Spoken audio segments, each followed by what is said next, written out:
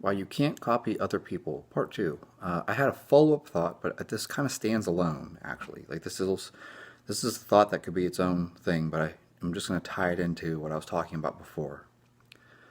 You can't copy other people because a lot of the people you follow, they're like the genetic elite. Uh, you know, I love him, so I say this as someone who's a huge fan. But I heard Stan Efferding say, I'm a hard gainer. And I'm like, Stan, if you're a hard gainer, what am I? Like, I'm a no gainer.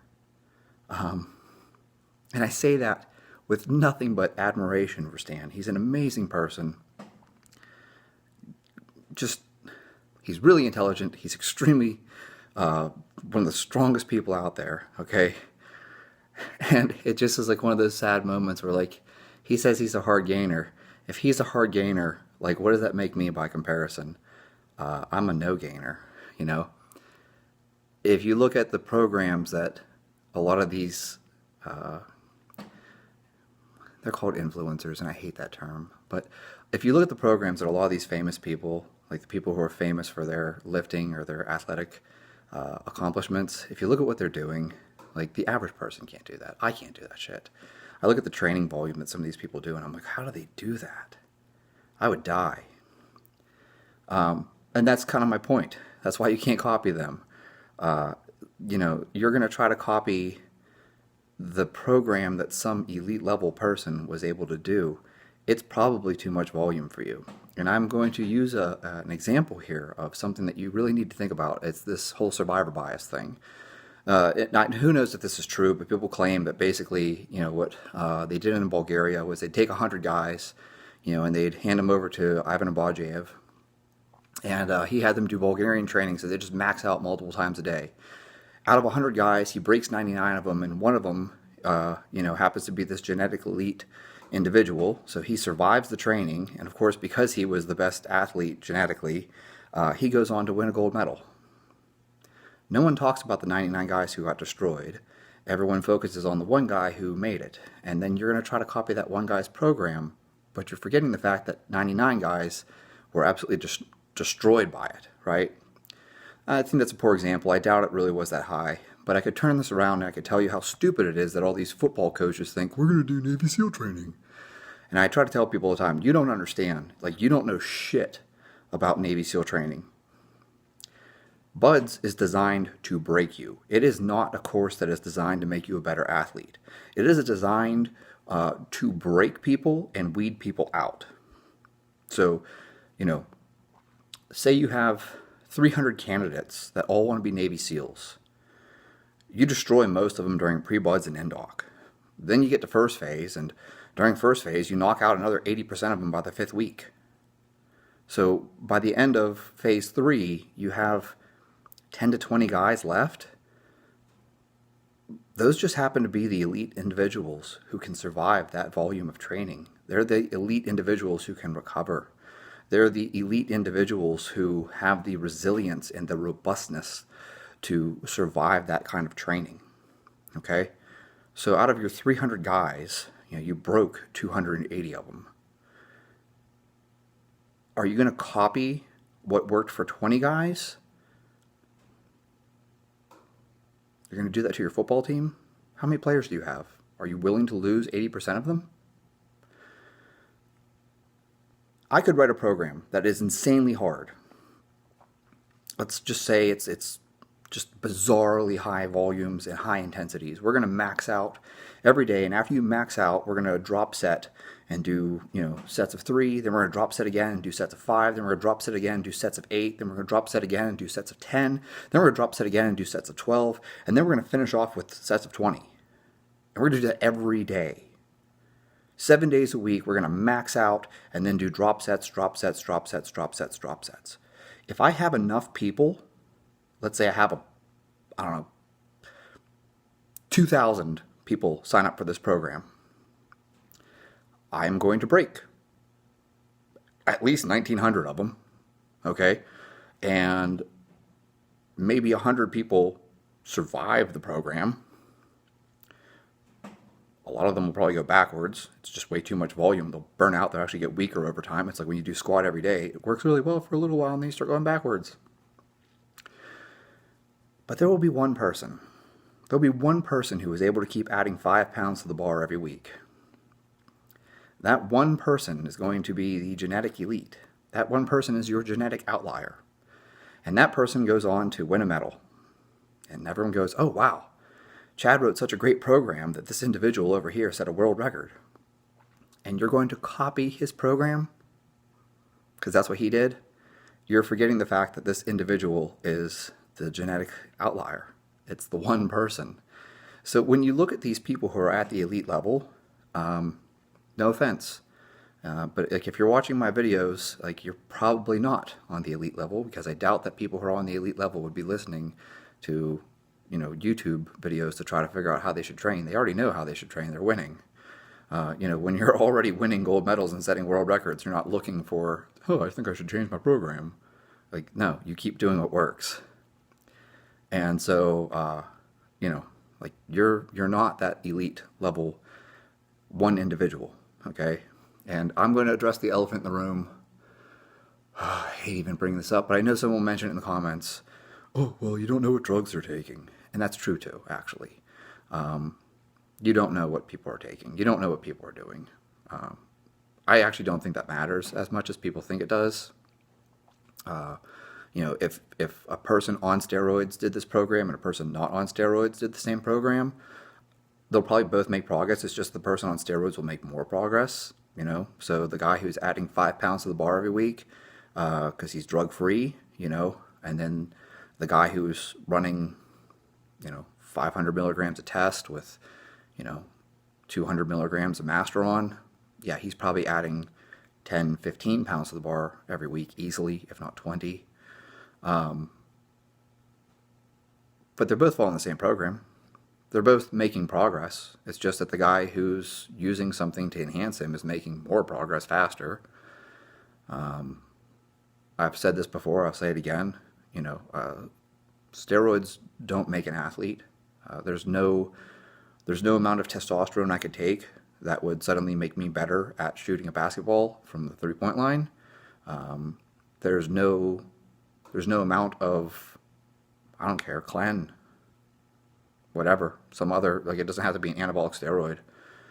There's no amount of T3 and Clen that I could take that would make me throw a ball with the accuracy that Tom Brady has. So when it comes to sport, I'm not going to sit here and tell you that steroids don't help. I mean, obviously, they make people bigger and stronger. But when it comes to sport, like you still have this whole skill element to it. And that's off on a stand-up or tangent here. But the point being that, the guy who's drug-free versus the guy who's on drugs, the guy on drugs is going to make more progress. Like if they both follow a 5x5, let's say two guys are following Wendler 531 even, okay? The guy on steroids is just simply going to have incredible AMRAPs. When he does that max out set for as many reps as possible, like he's going to blow it away every week. Whereas the guy who isn't on steroids just isn't going to make the same progress. Like that's all. It's just slower progress. Steroids enhance your ability to recover, and some of them actually increase aggression a little bit. The neurological effects of steroids are far more interesting than the physical ones. But regardless, the point being the guy on steroids is just going to make more progress. They can both do Wendler 531. It's just, the steroids are going to accelerate the result. Anyways, that's the elephant in the room. I'm only saying it because I know someone will comment below. But the point being that you can't copy what other people are doing because oftentimes the people that you're looking at and the people that you're following are the genetic elite. And I will back up for a second and talk about just purely myself. I am not the genetic elite, but I will say that I can't even copy myself. I dug out old training logs of mine and I looked through the stuff I was doing in my 20s and I'm like, shit, I could never do that today. No way. Nope. So, at 38, I can't do the things I did at 28. Not even close.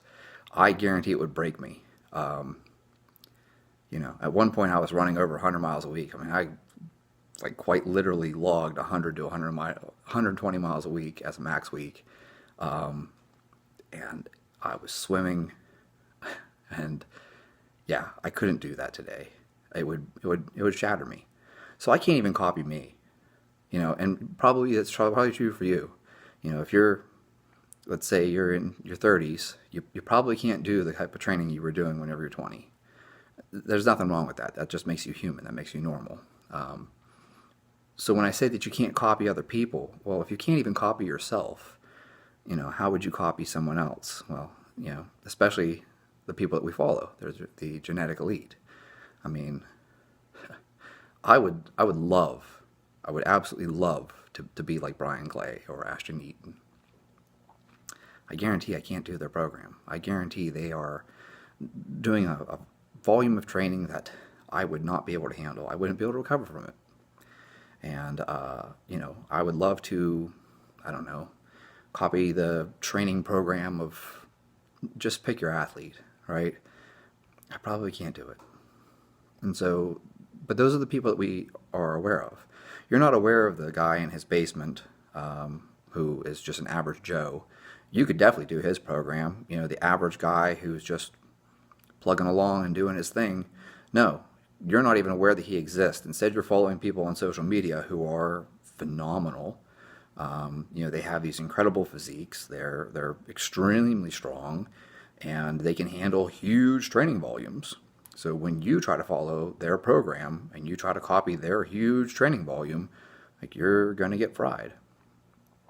It's just the way it is. I mean, like, the genetic outliers are the ones who become famous.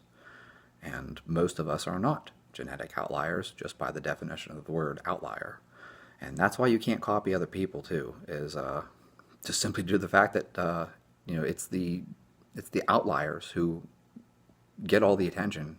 There's the outliers who become famous, and if you try to copy what they're doing, well, it's probably more than you can do, and that's why they're great. Like, half the reason why they're great is because they are capable of doing huge volumes of training, and the average person isn't.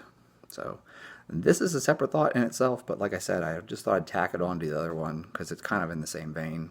It's the same reasoning. You can't copy someone else, but this is a very good reason why you can't copy someone else. It's because the people that you're trying to copy tend to be the elite.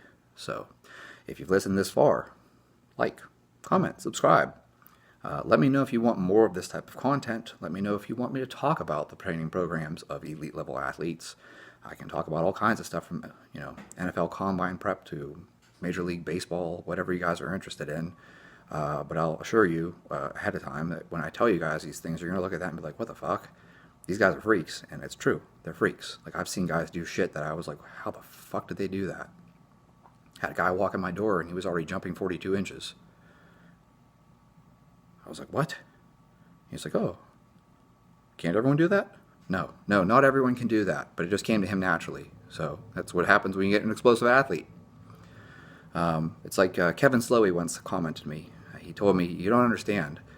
Most of these guys roll out of bed and throw 90. Like, they don't need to train. They're genetically gifted. They can roll out of bed and throw 90. They don't have to work out hard. And that's probably one of the smartest things anyone ever told me, because I didn't realize that. I always assumed that elite level athletes train their asses off. And then when I saw it firsthand, I was like, these guys don't train very hard at all. And Kevin pointed out to me, dude, they don't need to. They roll out of bed and throw 90. Well, now you understand, if you think about that for a moment, you understand why they don't need to train. It's because they're already so gifted that they can do it without training.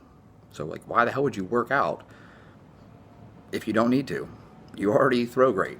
Why would you risk injuring your shoulder bench pressing whenever you're already making millions to throw a ball? I wouldn't risk my shoulder either. So, anyways, like I said, I can talk about this stuff. I don't know if it's interesting to you guys. I don't know if people find it useful, or even just, oh, I didn't know that was how they trained. But I can talk about it. I don't recommend you try to copy it, but I can certainly talk about it.